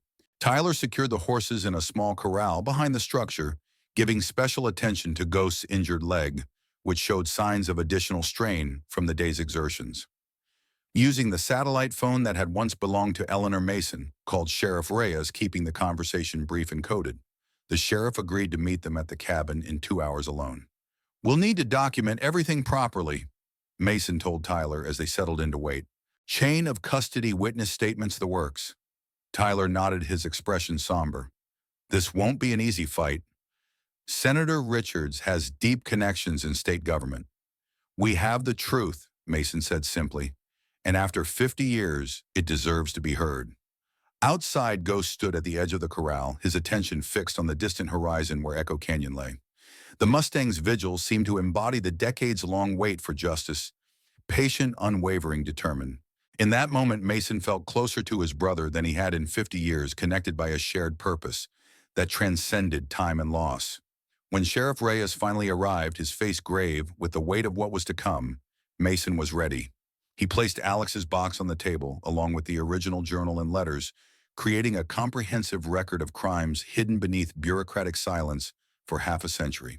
"Once this goes public, there's no turning back," Reyes warned, carefully examining the evidence. "Are you prepared for what comes next?" Mason thought of Alex, of the sacrifice he'd made, trying to protect people he barely knew. He thought of Chief Blackfeather, waiting decades for validation of what his people had suffered. He thought of Ghost, who had led him to the truth with an intelligence and purpose that defied simple explanation. "I'm ready," Mason said, his voice steady with conviction. "It's time the truth came to light." 3 months passed, each day bringing new developments in what the newspapers had dubbed the Echo Canyon scandal. Mason sat on the porch of the Foster Ranch, no longer dilapidated, but slowly returning to life under his care, watching the evening news on a small television he'd set up outside. Senator Warren Richards resigned today, the anchorwoman announced amid mounting evidence of his involvement in covering up radiation contamination on the Blackfoot Reservation in the 1970s. The Senate Ethics Committee has recommended a full criminal investigation, while the Department of Justice has appointed a special prosecutor to review decades of environmental violations connected to Project Echo. Mason sipped his coffee, feeling neither triumph nor vindication, only a quiet sense that something long bent had finally been straightened. Beside him, Lily Chen sat in Eleanor's old rocking chair, her presence on the ranch becoming increasingly frequent over the past months. "They're saying the compensation package for the Blackfoot could reach hundreds of millions," she remarked, nodding toward the television. "Not that any amount can make up for what they suffered." "No," Mason agreed, "but acknowledgement matters, recognition that they were wronged." Lily reached out her hand, coming to rest lightly on his. "Alex would be proud of what you've accomplished." The Pentagon had officially exonerated Lieutenant Alex Foster, posthumously acknowledging his actions as those of a whistleblower attempting to expose illegal testing. His remains had never been found, but a memorial service held at Arlington National Cemetery had provided closure. Mason hadn't realized he needed until he stood watching the honor guard fold a flag in his brother's memory. From the pasture came the sound of nickering horses, Eleanor's old gelding, now recovering his strength, and the 3 Mustang mares Mason had adopted from the BLM's wild horse program. A small herd, the beginning of something new. Ghost stood apart as always at the edge of the property. The Mustang had never fully domesticated, refusing a stall or regular handling. Mason had built him a 3-sided shelter in the pasture, respecting his need for freedom while providing protection from the elements. He's looking better, Lily observed, following Mason's gaze. That new treatment protocol seems to be working. Chief Blackfeather says he's where he chooses to be, Mason said. That counts for something. The sound of tires on gravel announced a visitor. Hannah Blackfeather's car appeared, followed by Tyler's pickup truck. The mother and son had become regular visitors to the ranch, part of the unofficial coalition that had formed around bringing the Echo Canyon evidence to light. Hannah stepped out a folder tucked under her arm. The tribal council approved the historical marker today, she announced as she approached the porch. It will be placed at the eastern edge of the reservation, acknowledging the contamination and honoring those who tried to expose it. Alex's name, Mason asked. Prominently featured. Hannah confirmed, along with my sisters and the others we lost. Her expression softened. How are you doing with all this attention? The media won't leave it alone. Mason shrugged. Sheriff Reyes runs interference when it gets too intense. I'm just glad the story is being told properly now. Tyler joined them, carrying a small box.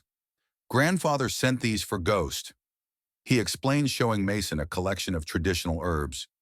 He says to mix it with honey. Mason accepted the gift with appropriate solemnity. Chief Blackfeather, though still skeptical of modern medicine, had acknowledged Lily's treatments were helping Ghost. This offering of traditional remedies was his way of contributing to the horse's care. The Department of Interior called again, Hannah said, taking a seat on the porch steps. They want to include Ghost in their wild horse protection program as a special case study. Apparently his DNA shows some unique markers they're interested in preserving. I told them he's not a research subject, Mason replied firmly. He's been through enough of that. They agreed to non-invasive observation only, Lily noted. It could help protect other Mustangs with similar lineage.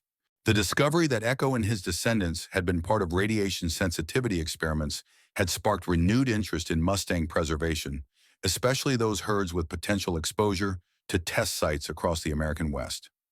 Mason had insisted on strict ethical guidelines before allowing any participation. There's something else, Tyler said, his expression serious. The EPA finished testing the spring on the eastern boundary of your property.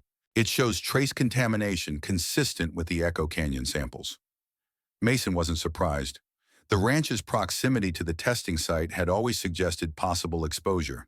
Is it dangerous? Low levels.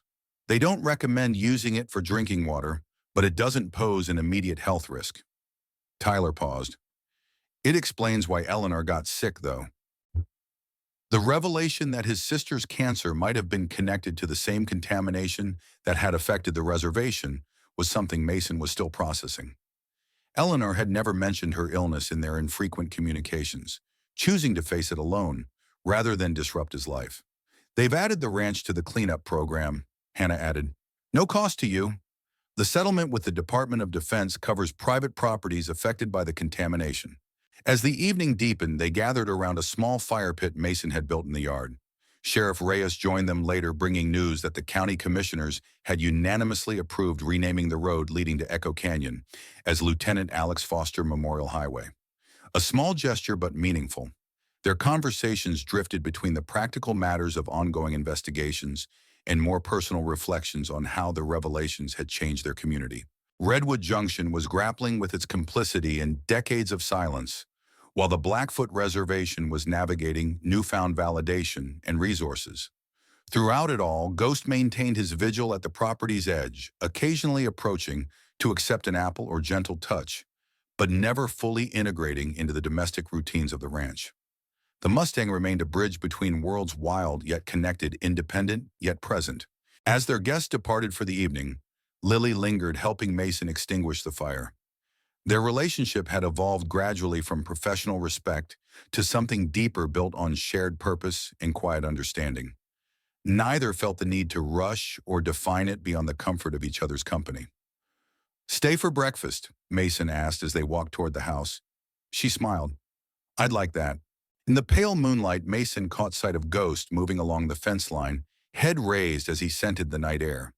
For a moment, the Mustang paused, looking directly at Mason with those intelligent amber eyes that had first drawn him into this journey of discovery. Do you ever wonder, Lily asked softly, following his gaze, if he understands what he helped accomplish? Mason considered this. I think he knows things change because of him. Whether he understands the details, he shrugged. Does it matter? I suppose not, she admitted. The result is the same. Later that night, unable to sleep, Mason stood at his bedroom window looking out over the ranch. The moon cast silver light across the fields, illuminating Ghost's pale form as the Mustang gazed toward Echo Canyon. The sight had become familiar, the horse's nightly contemplation of distant mountains that held memories science couldn't quite explain. Mason thought of Alex's words from the letter, "Trust him. He'll lead you where you need to go." His brother had recognized something special in Echo, a connection that had somehow persisted through generations, leading eventually to Mason and the long-delayed justice that followed. Morning brought a surprise visitor. Chief Blackfeather arrived alone, moving deliberately with the aid of a carved walking stick. Mason welcomed him into the kitchen where Lily was preparing breakfast. I had a dream, the chief said without preamble, declining coffee, but accepting a seat at the table. About your brother and the Mustang. Mason had come to respect the elderly man's intuition, neither dismissing nor overinterpreting his insights. What kind of dream? A completion, Chief Blackfeather replied. A circle closing. He looked out the window to where Ghost grazed in the morning light. The horse has finished what it came to do. Mason followed his gaze. What do you mean? Some purposes are temporary. Guides who appear when needed, then continue their own journey. The chief's weathered hands rested calmly on the table. Don't be surprised if he leaves soon. Enter. Lily joined them, sensing the seriousness of the conversation. Is something wrong with Ghost? No, Chief Blackfeather assured her. But wild things must follow their nature. His task is complete. After breakfast, Mason walked the chief out to his car. Before leaving, the elderly man pressed something into Mason's hand, a small carved wooden horse, its lines simple but capturing the essence of a Mustang in motion. A reminder, he said, of connections that cannot be explained but should be honored. Mason thanked him, understanding the gift represented more than just a token of friendship. It was acknowledgement of something profound they had shared, something that transcended ordinary experience without requiring supernatural explanation. That evening, Mason and Lily sat on the porch watching the sunset paint the sky in brilliant orange and purple. Ghost stood at the far end of the pasture facing Echo Canyon, more restless than usual. Do you think Chief Blackfeather is right? Lily asked. That he might leave, Mason nodded slowly. I've always known he wasn't really mine to keep. The Mustang had accomplished what even Alex couldn't, bringing to light long-buried evidence connecting Mason to the people who could help deliver justice, and in the process healing wounds that had festered for decades. If his purpose was complete, perhaps his wild nature would call him back to the open ranges where he belonged. Will you be okay if he goes? Lily asked softly. Mason considered this. I think so. He gave me back my brother in a way, gave me purpose when I had none. He reached for her hand. And he led me here to this place, to these people. The next morning, Ghost was gone. The fence was intact, the gate closed. He had jumped it somehow, despite his injured leg.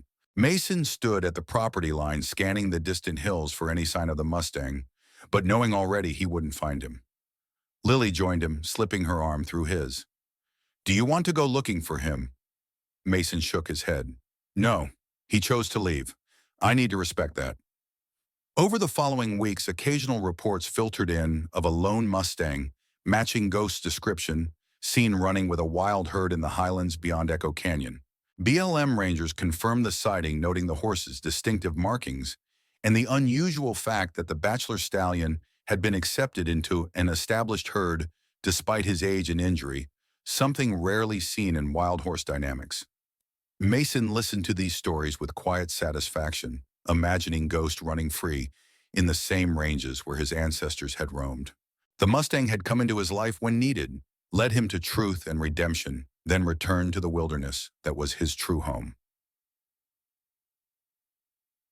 6 months after Ghost's departure, Mason stood with Lily Hannah Tyler, Sheriff Reyes, and Chief Blackfeather at the newly erected memorial on the Blackfoot Reservation. The stone marker honored those who had suffered from the Echo Canyon contamination and acknowledged the decades-long struggle for recognition. Alex's name was engraved alongside those who had tried to expose the truth and those who had paid the ultimate price for others' silence. They say wild horses never seek out humans unless something greater than instinct drives them, Chief Blackfeather remarked as they stood in contemplative silence. Your brother understood this. The Mustang remembered. Mason fingered the small wooden horse carving he now carried in his pocket. Do you think we'll ever know exactly why Ghost chose to find me? How he knew where to lead me? The chief smiled slightly. Does it matter? The result is the same. Mason recognized his own words till Lily echoed back to him. No, he agreed. I suppose it doesn't. As they left the memorial, Mason paused for one last look at the distant mountains, where both his brother's legacy and a remarkable Mustang had found their freedom. Science might explain parts of what had occurred, genetic memory, territorial instincts, coincidence. But some connections remain beyond full understanding. And perhaps that was, as it should be, a reminder that the natural world still held mysteries more profound than human knowledge could catalog and bonds more enduring than time could erase. Mason turned toward the waiting group, his newfound family built not of blood but of shared purpose. The Foster Ranch was slowly transforming under his care, becoming a sanctuary for retired working horses and the occasional rescued Mustang. Life had come full circle, returning him to a home he never expected to claim and a purpose he couldn't have imagined. All because a Mustang had appeared at his fence line one autumn day, bearing an invitation he couldn't explain, but thankfully hadn't refused. The following spring, Mason stood at the edge of the corral, watching as Lily examined a new arrival, a Mustang mare recently rescued from an overcrowded holding facility. Her gentle foal stood nearby, watching the proceedings with curious eyes. She'll be fine, Lily announced, straightening up from her examination. Just undernourished. A few weeks of good feed, and she'll be healthy again. Mason nodded, his attention drawn to the foal. Something about the young horse's markings caught his eye, a distinctive pattern forming on its flank, familiar somehow. Look at this, Lily said, brushing back the foal's mane. Behind its ear was a small swirl of hair, forming a pattern that resembled the number 7. Mason felt a chill run through him, not unpleasant but profound. What are the chances? Statistically, Lily smiled. Almost impossible, but I've learned some things defy statistics. The foal approached Mason cautiously, sniffing his outstretched hand.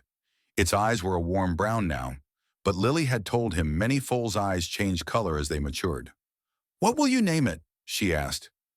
Mason thought for a moment, remembering something Alex had written in his journal about Echo being more than just a horse, a whisper of something greater, a message carried across time. Whisper, he said. I think we'll call him Whisper. As if in response, a distant sound carried across the valley, the unmistakable call of a wild Mustang somewhere in the hills. Mason and Lily both turned toward the sound. Was that? Lily began. Maybe, Mason said, or just the wind. But later, when he visited the memorial stone that had been placed for Alex at the edge of the property, Mason couldn't help but feel a presence, not supernatural, but a continuation of something that had never really ended. Some memories never truly leave us, he said quietly to the stone. They just find new ways to remind us they're still there. Behind him, Whisper nickered softly from the corral, amber eyes catching the late afternoon sun.